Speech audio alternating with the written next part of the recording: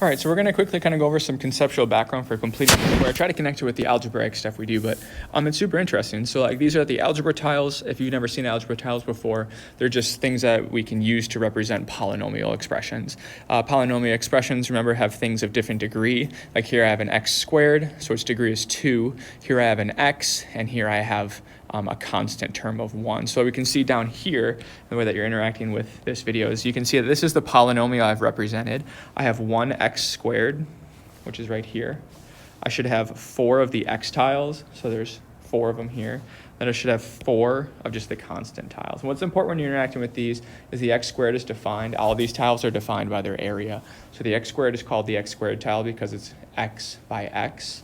And what we notice because it's called x by x is that when I take these, I can actually like line them up. So like this x tile has the area of x because it's x long and 1 tall, which is why the 1 tile has an area of 1 by 1.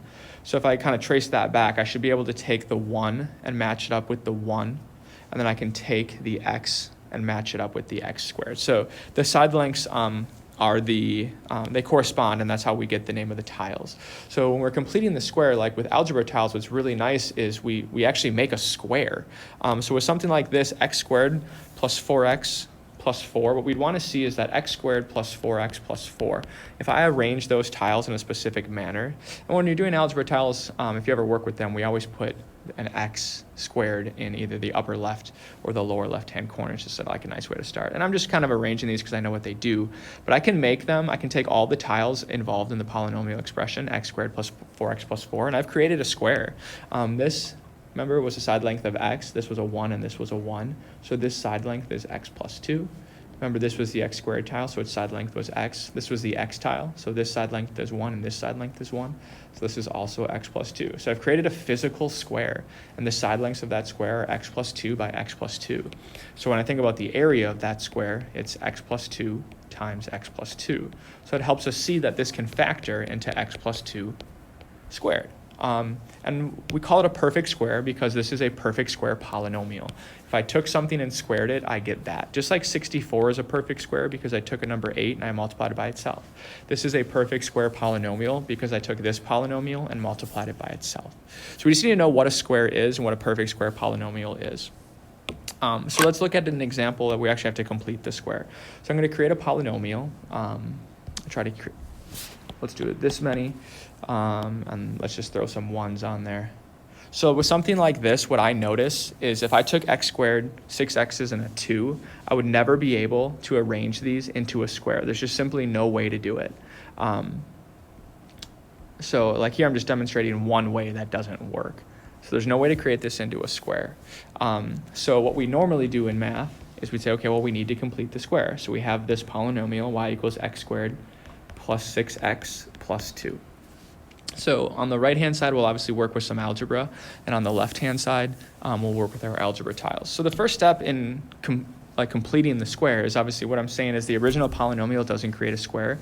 So if I'm going to create a square, I'm going to have to create equal side lengths. So if I'm going to take these 6 x's, if I need to create a side length that's the same on the left and the right, I'd obviously have to split up the x's. So I'd have to make a square. So I'd put 3 on the left side and 3 on the right side, because again, a square has the same side lengths.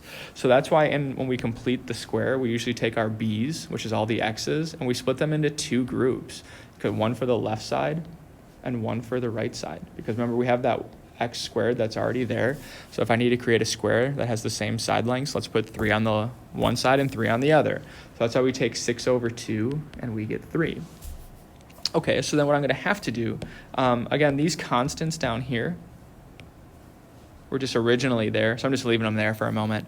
But what I'd want to do now is I'd want to complete the square.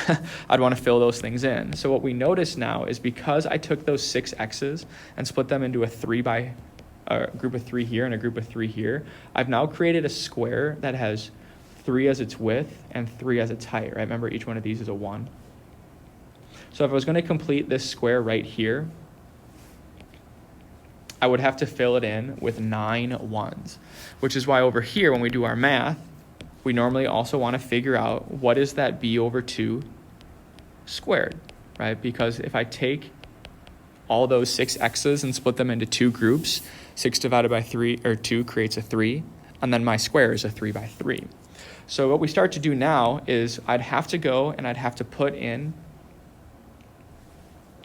9 ones to complete the square. But if I'm just going to add 9 to my picture, I can't just simply add 9 without changing what the original polynomial was. So the original polynomial was not supposed to have plus 11, right? It was supposed to be x squared plus 6x plus 2. But because I added 9 extra things to my picture to complete the square, to create my equality or keep my equality, if I put 9 positives on my picture, I'd have to undo them with 9 negatives. So now you'll notice my original picture down here, well, it's written differently. This still has the same value, right? 11 minus 9 is still 2. So what I'm thinking about now on the algebra side is that is what we normally see as doing something like this. So we took those 6 x's and created. So now what we've done over here is we have a square, right? And that square has dimensions x plus 3 by x plus 3. That plus 2 was just hanging out on the picture. But what we notice is we added 9 positives to our picture. So normally when we complete the square, we add those 9 positives to the left. But then if we kind of started to get y alone, we'd have to subtract them from both sides.